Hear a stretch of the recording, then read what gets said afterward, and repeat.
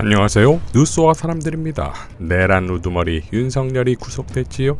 윤석열과 변호인단은 체포 과정과 더불어 구속심사 과정에서도 엽기적인 행태는 계속되었습니다.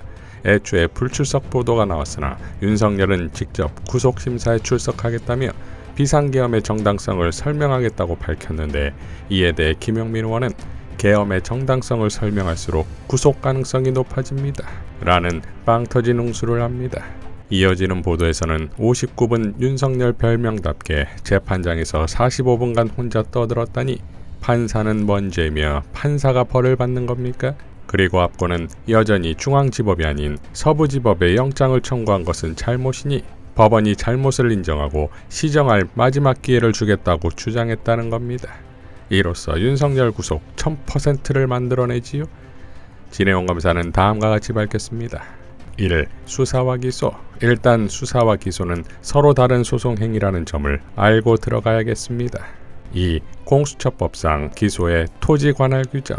공수처법에는 관할 규정이 하나 있는데 1심 기소를 중앙지방법원에 하라는 취지입니다. 그런데 다양한 사정을 고려해 형사소송법상 관할 법원에도 기소할 수 있다는 많은 예외를 두었습니다. 3. 지역별 관할 법원 규정.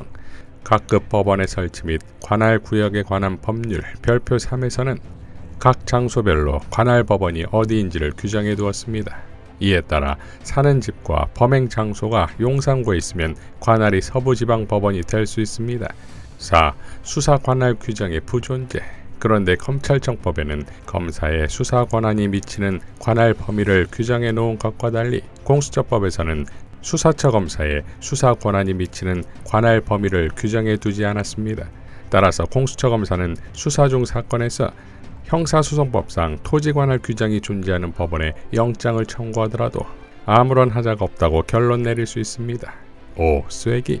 특히 형사소송법은 관할 위반의 소송 행위라도 효력에 영향이 없다고 명시하고 있습니다. 6. 결론.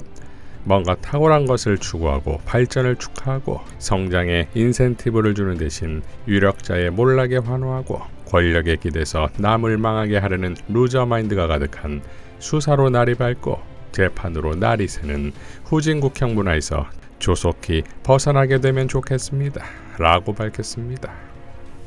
자, 서부지법 앞에 모인 정광훈이라 쓰고 윤석열이라고 읽는 지지자들 역시 한몫을 냈지요. 22명이 서부지법을 월담하는 광기를 보였고 경찰버스와 폭기하는 공수처 차량을 파손하고 공수처 수사관까지 폭행했다지요. 그야말로 법원 앞을 무법지대로 만들었다 이겁니다. 이날 정광훈은 광화문 집회에서 오늘 이 시간부로 윤석열 대통령이 언급한 국민저항권이 완성되었음을 선포한다. 당장 서부지법으로 모여 대통령 구속영장을 저지하기 위해 국민저항권을 발동해야 한다 라고 발언했고, 이어 참석자들에게 서부지법으로 이동하라 했다지요. AI 변호사라 불리는 김경호 변호사는 다음과 같이 밝혔습니다. 대한민국 공권력, 정광훈을 안 잡는 건가 못 잡는 건가, 법치주의를 비웃고 기고만장한 꼴을 언제까지 봐야 하나 라고 일갈하며 해당 가능한 범죄에 대해 다음과 같이 열거했지요. 첫째, 형법상 적용 가능성. 특수 공무집행방해죄, 일반교통방해죄, 특수협박죄, 업무방해죄, 도주원조죄, 인신구속 영장집행방해 관련. 둘째, 형법의 특별법상 적용 가능성. 집회 및 시위에 관한 법률 위반, 폭력행위 등 처벌에 관한 법률 위반, 도로교통법 위반. 셋째, 정광훈 씨 개인의 형사책임 귀속. 정광훈 씨가 직접 폭행이나 도로점거에 참여하지 않았더라도 집회 현장에서 구치소를 뚫고 들어가 대통령을 빼내자 등 구체적 실행적인 폭력 지시나 선동을 했다면 교사죄 성립. 또한 시위 주최자로서 집회를 이끌며 적극 가담하고 실행을 분담했다면 공동정범. 이처럼 정광훈 씨가 자신의 지위와 영향력으로 다수 시위대를 폭력행위나 불법 점거 등에 나서도록 유도, 실제 범죄의 직접적 교사 또는 공동정범으로 형사책임이 부과될 가능라고 밝혔습니다. 송현 언론인은 다음과 같이 밝혔지요. 윤석열은 저살자고 극우 세력을 향해 내란을 선동하고 있고 극우 목사 정광훈은 극렬 지지자들에게 구치소 습격을 주문하기까지 하였다. 윤석열 구속영장 실질심사가 있었던 오늘 서울 서부법원 주변은 탄핵에 반대하는 윤석열 지지자들로 무법천지가 되었다. 오늘의 범죄를 벌하지 않는 건 미래의 범죄에 용기를 주는 것이다. 윤석열 탄핵이 기각된다는 건 미래의 대통령에게 헌법과 민주주의를 부정하는 내란의 미리 면죄부를 발부하는 것이나 마찬가지다. 윤석열이 대통령직에 복귀한다는 건 그 다음날에 계엄령이 선포된다는 것을 예고하는 것이나 마찬가지다. 오늘 서부지법 앞에 무법천지는 사실상 내란 우두머리 윤석열이 선동한 것이다 라고 일갈했습니다. 자, 체포적부심 황당 요구까지 했던 윤석열 측이니 구속적부심 신청은 당연하겠지요.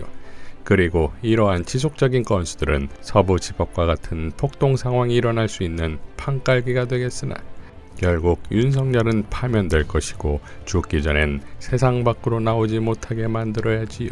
이것이 구국이자 애국이자 보국이 아니겠습니까? 헌재에서의 정청래 법사위원장의 명연설 일부로 마무리하겠습니다.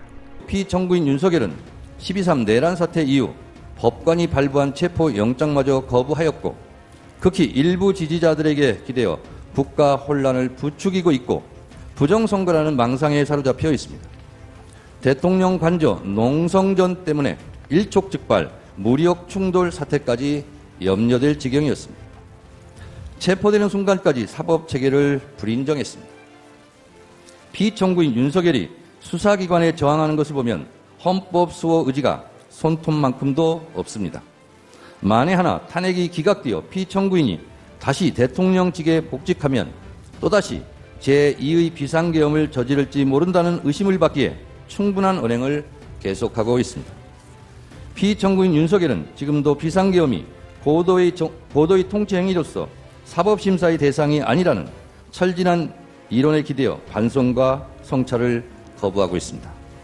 피청구인 윤석열은 아직도 자신이 무슨 잘못을 했는지 모르고 있을 뿐만 아니라 계엄과 독재 시도를 정당화시키려는 궤변을 늘어놓고 있습니다. 그를 파면함으로써 하루빨리 대한민국을 정상으로 돌려놓아야 합니다. 위헌 위법한 비상계엄을 선포하여 피로써 지켜온 헌법을 총칼로 파괴하려 했던 피청구인 윤석열을 파면함으로써 얻을 헌법 수호의 이익이 여타의 손실보다 압도적으로 크다 할 것입니다. 프랑스 소설가 알베르 까미는 어제의 범죄를 벌하지 않는 것은 내일의 범죄에 용기를 주는 것과 똑같이 어리석은 것이다 라고 일갈한 바 있습니다. 아울러 지연된 정의는 정의가 아닙니다. 자랑스러운 대한민국 민주주의 역사의 여정에서 돌출된 헌법의 적, 민주주의 적이 다시는 준동하지 못하도록 만장일치로 신속하게 피청구인 윤석열을 파면해 주시기를 바랍니다. 이상 뉴스와 사람들이었습니다. 시청해 주셔서 감사드립니다.